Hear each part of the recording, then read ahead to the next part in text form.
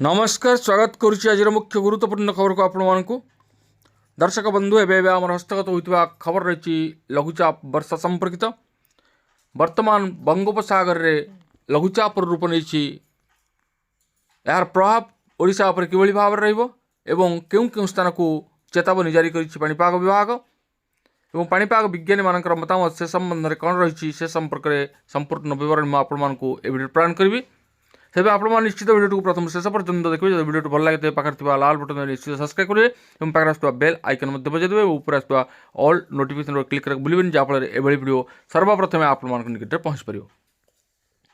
तेज आसतु जाना आज रही पाणीपाग संपर्कित विशेष गुरुत्वपूर्ण सूचना को बंगोपसागर में सृष्टि होता लघुचाप अवपात रूप नहीं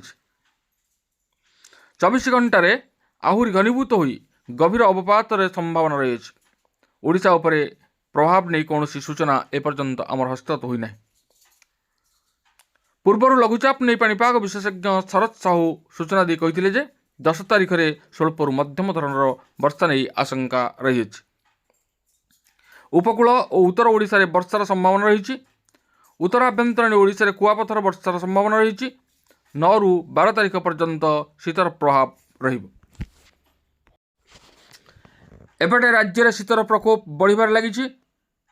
गत 24 घंटे 23 स्थान में 10 डिग्री तलक खसी पारद।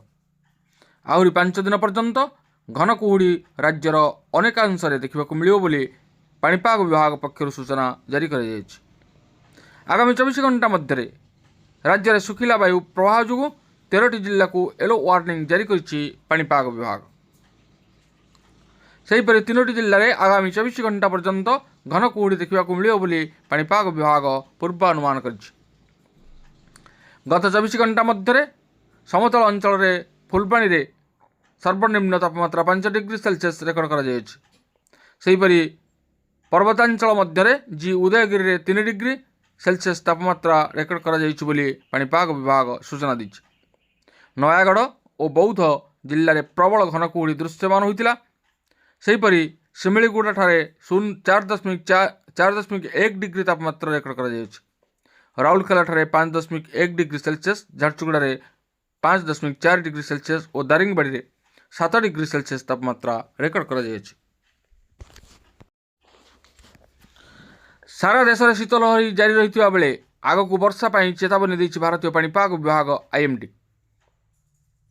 देश में शीतल लहरी एवं घन कुहुड़ी भयंकर रूप नेउथिबा बेले पाणीपाग विभाग जनवरी 8 तारिख में 3टी राज्य में प्रबल वर्षा होबार संभावना जारी करिछि। एही समय लोक मानकु अत्यंत सतर्क रहिबाकु परामर्श दिया जायछि।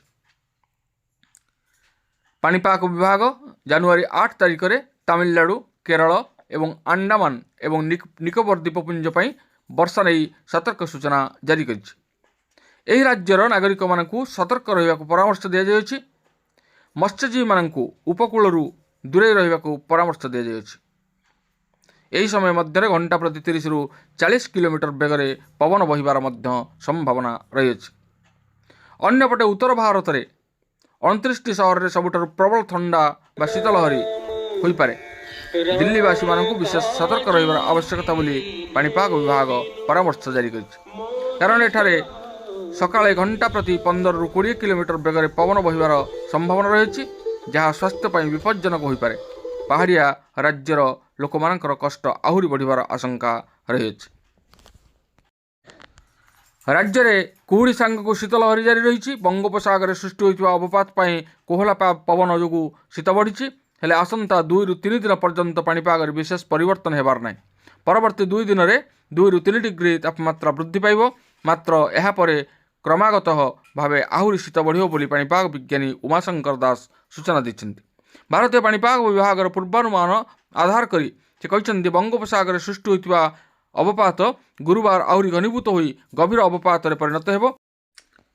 मात्र यार प्रभाव में ओडिशा रे वर्षा होबार संभावना नहीं। अन्यपटे आंचलिक पाणीपाग विज्ञान केन्द्र पक्षर कोल्ड वेव और कुहुड़ी को नहीं सतर्क सूचना जारी कर बुधवार राज्यर सर्वनिम्न रातिर तापमात्रा फुलबाणी में 5 डिग्री सेल्सियस रेकर्ड कर छत्रपुर और पारालाखेमुंडी सर्वाधिक रातिर तापमात्रा 15 डिग्री रही।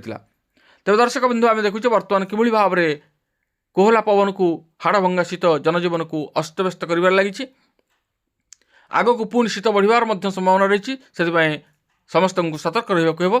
ତେବେ ଏ ଥିଲା ଆଜିର ପାଣିପାଗ ସମ୍ପର୍କିତ ବିଶେଷ ଗୁରୁତ୍ୱପୂର୍ଣ୍ଣ ସୂଚନା। ଆଜି ପାଇଁ ଏତିକି, ପୁଣି ଦେଖା ହେବା ଆଗାମୀ ଭିଡ଼ିଓରେ। ରହୁଛି, ଧନ୍ୟବାଦ, ନମସ୍କାର।